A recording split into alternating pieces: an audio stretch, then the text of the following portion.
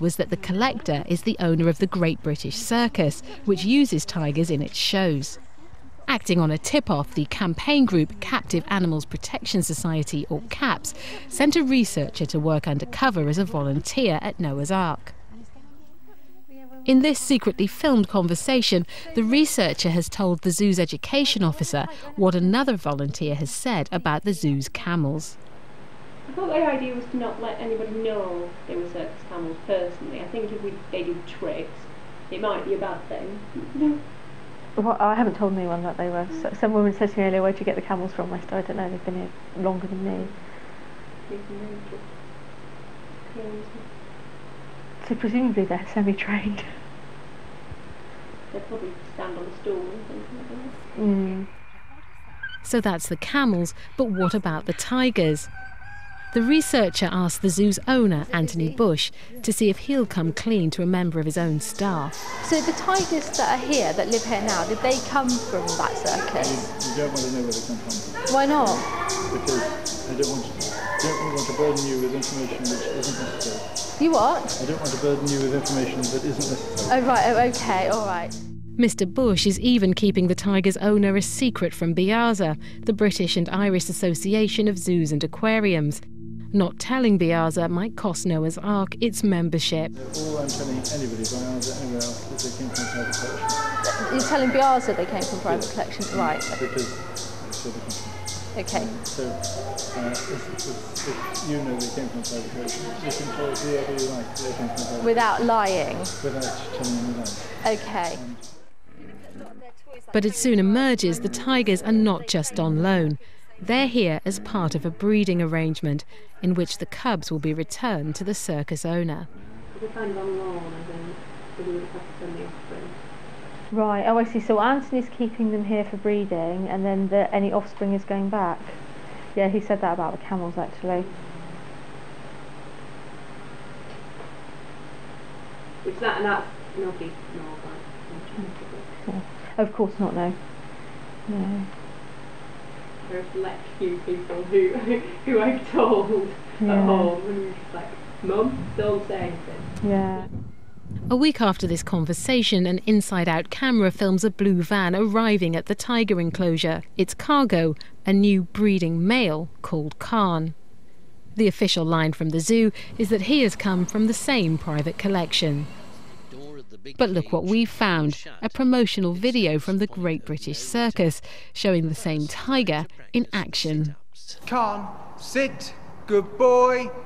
Also making an appearance is the circus owner and tiger trainer Martin Lacey. He's the private collector from whom Noah's Ark has been getting its tigers. He insists none of the zoo tigers have ever performed in his show.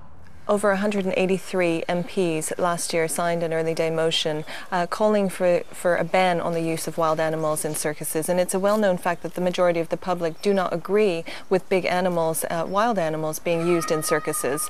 So they should be equally surprised and shocked that the circus is sending these animals to be bred by the zoo, and that the zoo is accepting and perpetuating this cycle. Back in June, when the tigers arrived at Noah's Ark, one of them, Tyra, was pregnant. She gave birth to 4 cubs, 3 of which were stillborn. This cub died 4 weeks later. Mum, there's one standing up this. This is Tyra 5 days after giving birth. 6 days later, she died. The CAPS researcher discovers that instead of handing the carcass over to veterinary authorities to be incinerated, Noah's Ark has taken other action.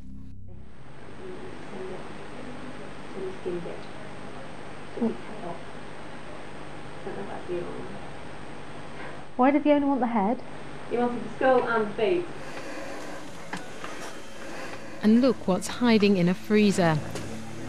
This is the head of the mother tiger. It doesn't actually look like a head. In another freezer, the researcher discovers the body of one of the tiger cubs, along with a dead hedgehog and what looks like someone's supper. Meanwhile, the mother tiger's body has been skinned. It has also been buried. This is illegal, something the zoo has been told by the government's animal health department. Yeah, you know, you're not actually allowed. Well, the carcass is buried, but you're not legally allowed to bury anything on your own land. Because of DEFRA? Right. People ignore it for pets. Technically not allowed to, but just ignore it. But like fallen livestock and things like that, you're not supposed to put in a hole. But, you know, in the blind eye for like injury and just like pretending that I didn't hear buried. We show all the findings to an expert on wild animals at Bristol University. What do you think? I think it's pretty appalling, actually. What's appalled you the most? I think the way they're ignoring health and safety rules on disposal of carcasses, and the fact they are just cutting out carcasses willy-nilly and storing them in freezers. Just unbelievable, really. We also go back to Noah's Ark and discover that since learning of our investigation, Anthony Bush has taken the carcass out of the ground. But why did he bury it in the first place? Actually, I knew that farmers were allowed to bury their pets. I knew the definition of a pet. And I hoped that because I didn't bury it on the zoo premises, it was on the farm. And so we could get away with it because I wanted an educational exhibit. Because a cat skeleton, big cat skeleton, is amazing. That's what I did.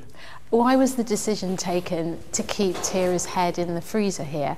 For what purpose was that done? Well, it isn't actually mine. That's the problem, the tiger, because it's on loan. And so none of the body is mine. So it's now gone off to the owner. But I tell you what I would do with it. I would just take all the meat off and display it as a wonderful skull and a wonderful exhibit.